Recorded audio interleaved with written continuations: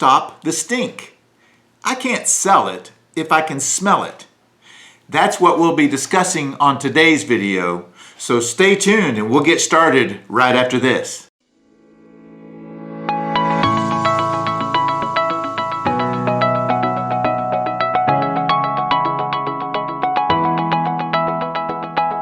Okay, hey everybody, I'm Kes Stadler, known as the Singing Realtor, Associate Broker, and I'm also a certified probate relocation advisor and specialist. I do handle a lot of probate issues for my clients, so I can give you advice on that. I also help my clients that need to fix up their home and just sell it the standard way. So let's jump right into some of the things that we need to talk about. First things first, clean does not smell. A friend of mine who owns a cleaning service told me once that if it smells clean, usually they're masking something. So clean really doesn't have an odor. So keep that in mind. Okay, probably the biggest culprit of a smell is the smoke smell. We all know that aunt or uncle, maybe you smoke yourself in the home, and that's just not acceptable to try to sell a home. You take the pictures down and you see the orange glow all over the walls. It gets into everything. There is no way to get that smoke smell out of a home once it's in there. The only thing you can do is scrub the walls, scrub the draperies, clean the carpets. I mean, it has to be a deep, deep cleaning. Okay, to get rid of smoke smell in a home, there are 3 ways you can do it. The first way is probably the easiest in some aspects. It's a degreaser. So you have to go around and wipe everything down, degrease the entire home inside and out. A better thing to do is start smoking outside on a back porch, front porch, set up a gazebo. That'll help tremendously, and especially once you clean the house, never smoke in the home again. A second option to get rid of smoke smell is to hire a restoration team. They do a great job, they can knock out the smell, they give you a warranty, but they're very, very pricey. So if you're dealing with a probate situation and family heirs and there's not a lot of money, that may not be an option. If you're looking just to sell the home and you've got plenty of equity, then it might be a thing to do. But keep in mind, you need to shop around, get some references. Feel free to reach out to me if you're in the Atlanta area and I'll give you some companies that you can use and talk to, but make sure you get it in writing. Okay, and the third thing you need to do, and another way to clean the home, is clean it and then get some kind of Kills paint, something like that. Paint everything. You really need to do it right. Take the furnace apart, have a company come out and clean the blower, clean the ductwork, and then have the carpet professionally cleaned with a smoke and enzyme type substance so the smoke smell doesn't come back. Sometimes you clean the carpet, if they don't do it right, the smoke smell gets worse. The minute you put liquid or chemicals on the carpet, it just makes it worse. So be careful if you're going that route. Okay, another big one that everybody talks about, and this happens, I had it happen recently with a client. Their dad had passed away and he loved his cats, but he didn't have the ability to keep the litter box clean, so the cats and a small dog decided to urinate and use the whole house as a litter box. And obviously once he passed, we went in later and the house had been sitting up. It was not a pleasant smell at all. So just giving you a little bit of advice, if you have animals that are older, train them where to pee and poop, for lack of a better term, because if you can train them, then they won't go back to that spot. If you don't clean it right, the enzymes will draw them in and it'll just make it worse. So that's the first thing. Try to train your pets to go where they need to go. Okay, when it comes to pet urine, if you have carpet and it's saturated in the carpet and the pad, many cases you're going to have to rip that carpet and that padding out. If it's a probate sale, you may decide to sell it as is and you let the buyer do that. But be careful, because if it's got a really bad smell, especially a vacant home, buyers aren't going to want it, or if they make an offer, it's going to be for considerably less, because a $5,000 carpet job to a buyer might be $2,000 to a seller. So buyers always think it's a lot worse than it is as far as cost. So if you can alleviate that smell to begin with, you're doing well.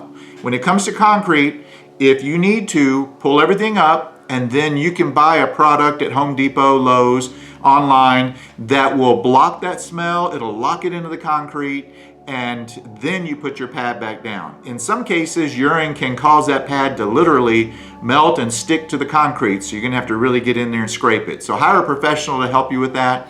I can give you some ideas if you need it. Just make a comment below. All right, when it comes to pet odors, I'm a pet owner myself, have lots of dogs and cats, and I don't like odors in my home. So even if you say, well, I don't mind dog and cats, I love them, that's fine, but others may not, and even pet owners don't really want to live with a house that smells bad. So if it's an estate sale, you need to think about that. If you're just selling your home just the old-fashioned way with a realtor as well, then keep that in mind. If you smell it, I can't sell it. So that's just something you got to think about. One other thing to keep in mind with the floor, you need to look at the subfloor. If you have carpet over OSB or plywood, that urine can soak into the floor. Then you have to get an enzyme killer that will knock out that smell, and then seal the floors once you do that. Don't use bleach, and never ever combine bleach and ammonia. That can be dangerous. I know you probably know that already, but just a friendly reminder, never combine bleach and ammonia. Worst thing you can do, and ammonia, to be honest, will draw the pets back in. So stay clear of ammonia altogether. Okay, we talked about the flooring. Another thing you can do is sanitize the floors. They sell over the counter, we call it, Home Depot products. I'll put a description, and you see the picture here of something that you can use, but hire and get the right product. Don't try to do it yourself. Buy a product that's meant to do this and has the enzyme killers in it. Okay, another thing you can do is a HEPA filter and do what we call scrub the air. Run that will take care of the problem. You can either buy one, you can rent one. There are companies that'll do it for you. Insurance companies that handle floods will handle that as well. So maybe look at a HEPA filter. You can also do some air fresheners in the home. But if the smell is really bad, you need to get to the source. Otherwise, it's going to come back. So maybe after you completely sanitize, you take care of the problem, maybe air the house out for a day or two, then put some fresheners in it, and you should be good to go. Whether you're selling it or one of the family members wants to buy it out from the estate, or you just want to even keep it as a rental. But you gotta have the house smelling clean. That's priority number one. Okay, and as we discussed earlier on, stop the cause. So get your animals, if they're still living with you, to know where to go and where not to go. And this relates back to the enzymes and the smells, and I'll keep harping on it, but pet odors, stop that cause, and then you should be good to go. Don't mask it, because it will come back.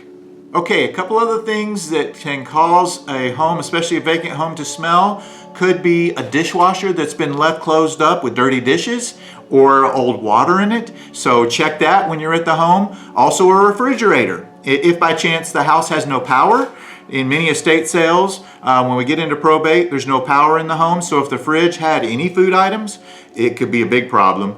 And even if it doesn't have food items, if it's turned off and left closed, you're gonna have a mold mildew problem in there that's gonna make the house smell. One thing I noticed, I showed a home a few years ago, and I've seen this quite often. People will leave food debris in the disposal. And that will start permeating up through the disposal, through the kitchen, and you'll walk around trying to figure it out, and eventually you notice where it's coming from. One of the secrets and tricks that I've learned, and you probably know this, is put some lemons or oranges down the disposal. If it's running, add the water and let it run. It's a cheap way to do it. Make yourself an iced tea and use those lemons.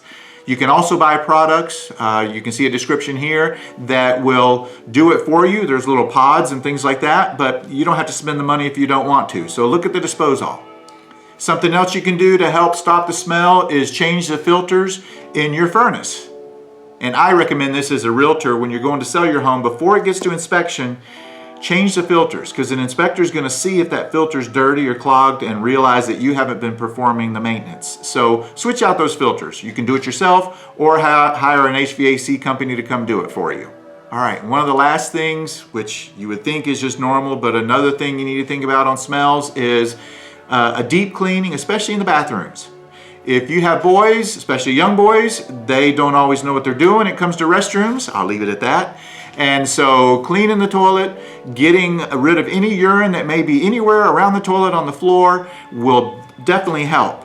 When a home sits up, especially in summer and in Georgia, that house may be 100 degrees inside. When you walk in, that odor will knock you out. I've had buyers walk in and immediately leave. One other thing to consider is if you have a strong odor of pets in your carpet, people are going to think you have a flea problem, whether the home is occupied or vacant. So that's something I've heard from my buyers in the past. So with an estate sale, with probate, you need to get the fleas eradicated right away. They've got those foggers you can use, but that'll help to create a better feel when people walk in, to not worry about fleas jumping on them, and they'll actually want to look at the house.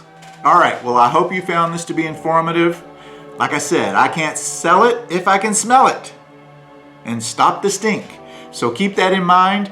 Feel free to reach out to me, make a comment on something that you've known that works, either just an over-the-counter type product, or you came up with your own solution to get rid of one of these smells, or something else that I may have missed.